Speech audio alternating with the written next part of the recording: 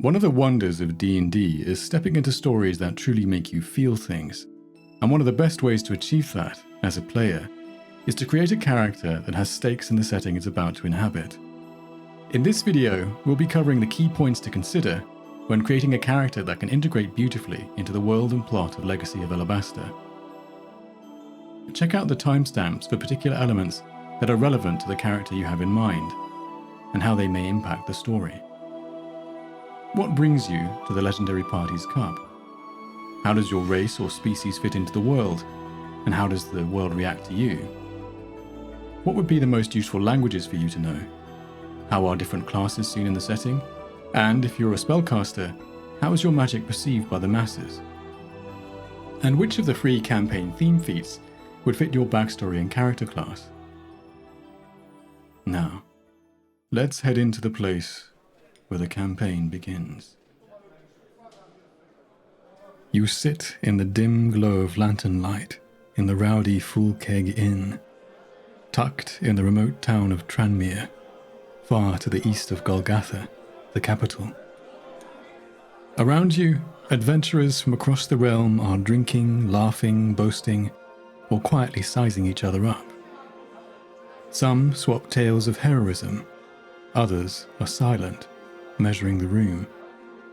But every soul here shares one thing: a sealed letter bearing the insignia of Viscount Silas Vanderbilt, head of one of Carandor's 4 great houses. Word of your talents has reached my ears, and I must say I am quite impressed. I thus extend to you a formal opportunity to participate in the Legendary Party's Cup, a competition where riches and glory await the distinguished. Arrive at the Full Keg Inn in Tranmere on the 1st of winter. There you shall meet others who have received this message. Assemble a party and make your way together to Golgotha. Journeys across Carandor are seldom without peril and adventure. I encourage you to seize such opportunities to demonstrate your heroism and hone your skills. For whatever dangers lie above ground, the halls will not yield their treasures to the unprepared. I look forward to sponsoring only the most heroic team. Plenty of time remains before the cup commences in the spring of 1350 AN. Prepare diligently, train rigorously, and embody heroism, for you have a chance to become the greatest adventuring team in history. Why join the Legendary Party's Cup? Your character should have a strong reason for participating in the Cup. Consider why you might want to adventure there. The risk is great, but so are the rewards. The Legendary Party's Cup offers winners wealth, fame, and the Doge's favour, such as justice, elevation to the nobility, or passing a law. But those aren't the only reasons to join.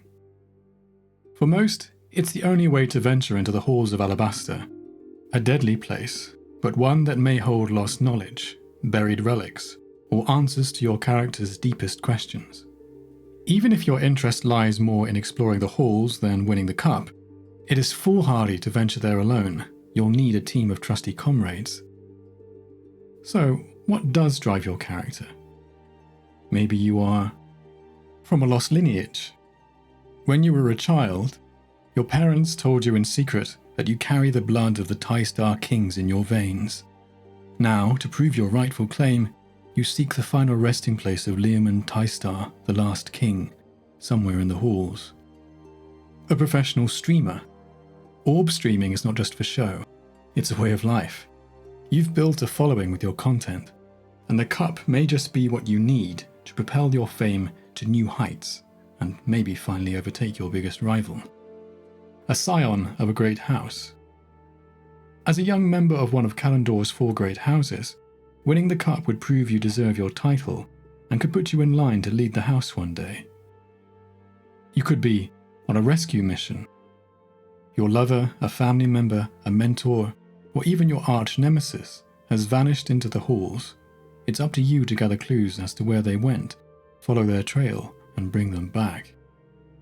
You could be expelled from Spellhold. Due to politics or a failed experiment that you swear wasn't your fault, You were kicked out of the only official arcane academy in Carandor, Spellhold, but now it's time to reclaim your good name. You could be a down and out on the streets of Golgotha. People call you dirt. They spit at your presence. Maybe it's because of your rival who never misses an opportunity to bring you down. Maybe you are held back by your social status or Arcanoborn blood. You may come from nothing, but you know you can ascend to the very heights. You must. It's time to show everyone what you're truly worth. You could be a cure seeker. You've exhausted every lead for curing a strange condition, a magical affliction or a terrible curse that afflicts you or a loved one. A former cup adventurer swears he once encountered the cure in the halls, a special herb, an Arcanoborn sage, or perhaps an Arcanotech healing device. You must find it before it's too late. You could be sent by a higher force. Maybe you're a cleric in service of the gods. Maybe you've entered into a pact with an otherworldly entity. But whatever is the nature of your bond, they're now sending you to venture into the halls for some great purpose and promising you great rewards in exchange. Maybe this is a second chance. You've committed a grave crime, or perhaps you've been framed. Now you've been offered a pardon in exchange for performing a mission in the halls. You will fulfill this mission, or die trying. You could be a flame seeker. You were born with a gift of arcane magic, or perhaps you've studied it ceaselessly, seeking mastery. You've read an ancient text claiming that each of the 9 had an artifact that elevated their power to godlike levels, silver flames, one for each school of magic. As the 9 vanished into the halls, this is the best place to seek those long-lost flames. An echo of the Mage Wars. For most people, the Mage Wars are ancient history. For you, it's your past. You fought in the Second Mage War, whether on the side of the Reclaimers or the 9. Through time magic, you've been transported to the present day, and now you're seeking answers as well as old friends and old foes that may still live. These are just starting points to spark inspiration. Feel free to expand on any concept you can imagine, something that truly motivates you not just to join the Cup, but to adventure, explore, and shape the world of Adranon. And remember, your DM is here to help you craft a backstory that is both exciting and blends seamlessly into the world. Backstory length. The ideal length for a backstory is however long you want to make it. Anything from a few sentences to 30 pages is okay, and neither is truly superior to the other. Your character ultimately comes alive not through their pre-written backstory, but through the things you do and say in session. To help your character shine during sessions, it's a good idea for your backstory to contain at least one friend, one enemy, and a strong motivation to adventure in the Cup. People of Adranon, Godsparked, and Arcanoborn. When creating your character, one of your first and most impactful choices is their ancestry.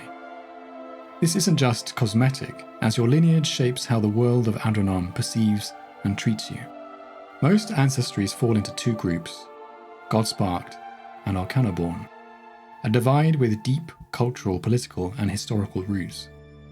Godsparked are believed to descend from the gods, or their servants, and carry a divine spark. This group includes, but is not limited to, humans, elves, halflings, gnomes, and dwarves, who form the majority in Carandor. Arcanoborn were created by the 9 through arcane means, many originating in the halls of Alabaster. They include orcs, goblins, kobolds, minotaurs, hobgoblins, warforged, bugbears, and tabaxi.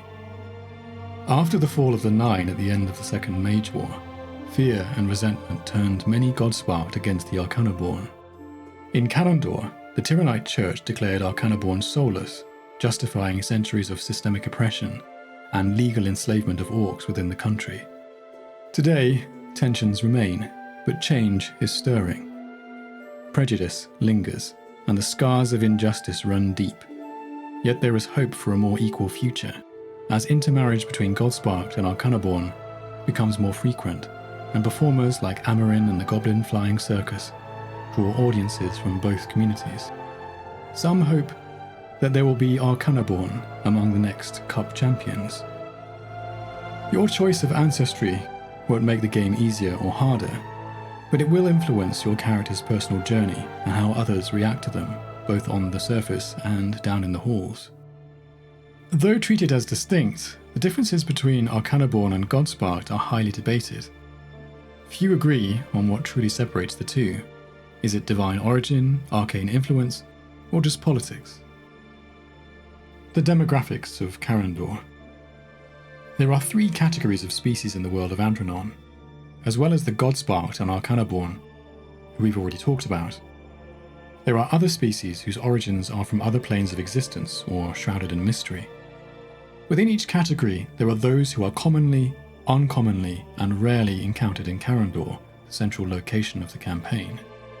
In general, Godsparked species are the most common, the other races are the rarest, and the Arcanoborn sit between the two, with orcs, goblins, and kobolds as the most common among them. A table showing which category a range of D&D species fall under, and their rarity in Carandor, can be found in the Creating Your Character section of the Player's Guide PDF. Link in the description. Mixed Ancestry. While technically considered Godsparked by clerical consensus, even by the Church of Tyrannus, the primary force behind the enslavement of Arcanoborn, as they believe to inherit the divine spark from their Godsparked parent, mixed ancestry individuals, such as half-orcs, may still be treated as Arcanoborn by society if their Arcanoborn traits are more dominant. Prejudice often sees only what it wants to. Different types of elves and dwarves. According to tradition, Somdol, the god of nature, planted seeds in every environment, from lush forests and open plains to the deep underground. From each seed, a different kind of elf sprouted. Wood elves, high elves, drow, sea elves, season-shifting Eladrin, and the mysterious Shadar Kai, cursed by an archfey to walk the Shadowfell. All elven lineages are equally respected in Carandorian society, able to live openly on the surface. Dwarves are said to have been split into their various kinds by the Nualdir, the psionic species that ruled Adranon roughly 2,000 years before the present day. Other races. Examples of species that are neither Godsparked nor Arcanoborn include fairies and Harangon, who come from the Feywild, the Thry-Kreen, who emerged mysteriously from one of the fallen sky citadels of the Nualdir, lizardfolk and grung, mostly found in the marshlands of Kurth, have uncertain parentage, but are said to have spawned from the marshes themselves. Other ancestries depend on the original parentage. For example, as kobolds are Arcanoborn, a kobold genasi would be considered Arcanoborn to Carandorian eyes. Suggested languages. The following languages would be especially useful during your journey. Carandorian, which replaces Common, Elvish, and Orcish are the most frequently encountered and highly recommended. Draconic is used in arcane texts and spells, and is widely used by Arcanoborn as a common tongue due to being the language of the Nine. Celestial is the primary language of religious texts and clergy. Dwarvish, Goblin, Infernal, and Primordial appear less often, but can still be useful in specific regions or encounters. No universal tongue. D&D normally has a language called Common, which is known by default by every character. In contrast, there's no true universal language in Adranon, due to geographic barriers. Carandorian is the common tongue of Carandor, but other regions, like the continents of Alhambra and Skausamau, have their own. Classes in the setting. Ancient conflict between the arcane and the divine has shaped the world. Yet all paths remain open to you. Due to its history, magic is everywhere in Adranon. It is part of the land, the skies, and every living being. While most can feel its presence, only a few, like your character, can truly wield it if they choose to. Many ask, should magic come only from the gods, or from mortal wills? Who should decide the fate of mortal kind? Divine magic is granted through faith in gods or higher powers. Casters like clerics and paladins are part of the established order, respected by the churches of the Pantheon and the noble houses that rule Carandor. Choosing this path usually means your character accepts the divine hierarchy and works to align the world with their divine patron's ideals. Arcane magic, by contrast, is earned through study, inherited bloodlines, or binding pacts. The people who wield it often wish to fundamentally change the world in some way.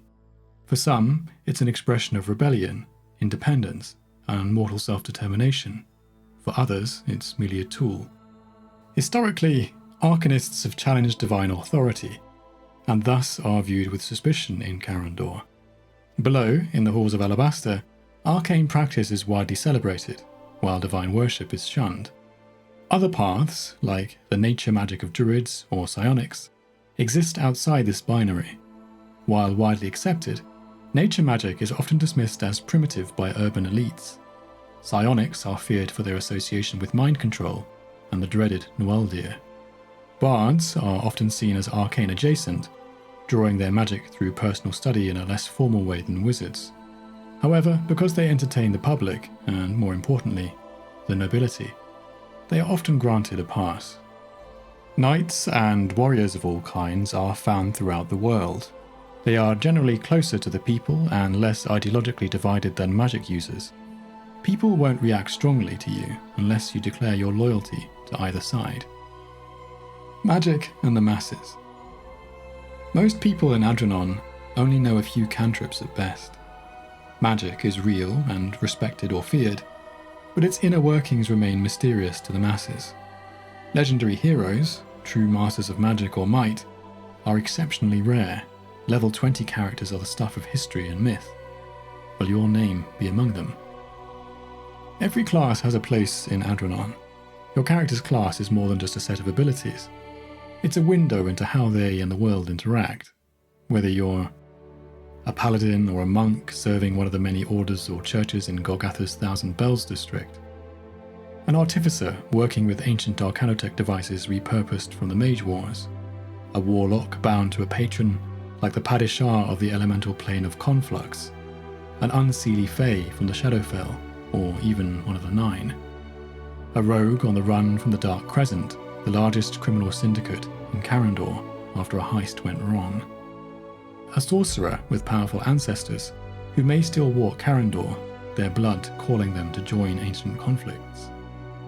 Or a magic-weary barbarian who wants nothing to do with the conflict between the arcane and the divine, they're just in it for the thrill of battle, a good meal and a well-filled coin purse. Your class, occupation or passion can help define the story your character has lived so far. A feat for every worldview. At character creation, you'll choose a theme feat, which is a free scaling ability tied to your worldview. This choice isn't just game mechanics, as it helps to define your place in a world where faith and arcane power are constantly at odds. These feats are unique to the Legacy of Alabaster and open up fun build options and class and race or species synergies you won't find in other campaigns. There are 3 categories of theme feat. Flameseeker feats, for characters who serve the Nine, follow arcane traditions, or have a strong affinity for magic. Herald of the Pantheon feats, for characters who worship one of the gods, even if they are not clerics or paladins. Mortal Philosophies feats, for characters who reject both the Nine and the Pantheon. At character creation, you choose a feat from one of these 3 categories. You can then upgrade it by reaching a story milestone. For example, you take a Flameseeker feat, and your backstory involves seeking a magical artifact in the halls. Finding the artifact unlocks the advanced level of the feat. It's important, therefore, to ensure the feat works with your character class and backstory. For example, your character could be a wizard with the blade singing subclass with the above backstory. You take the Path of Transmutation theme feat when you start the campaign, which gives you access to several abilities that synergize nicely with blade singing, including a choice between 3 modifications that can be changed with a bonus action after each long rest. You can increase your AC by +1, allowing your bladesinger to be a little more tanky, gain a climb or swim speed equal to your movement, benefiting from the increase to your speed while blade singing is active, and breathe underwater. Or you can gain resistance to one damage type of your choice from acid, cold, fire, lightning, poison, or thunder. In the course of the campaign, you discover a forgotten tome on arcane theory in the halls, written by the High Transmuter of the Nine. After studying it, you gain access to several new features, including Battle-Ready Form, which allows you to immediately cast a transmutation spell as a free action when you roll initiative. Check out the Theme Feats section of the Player's Guide to discover more RP-enriching build synergies. Character Creation Checklist.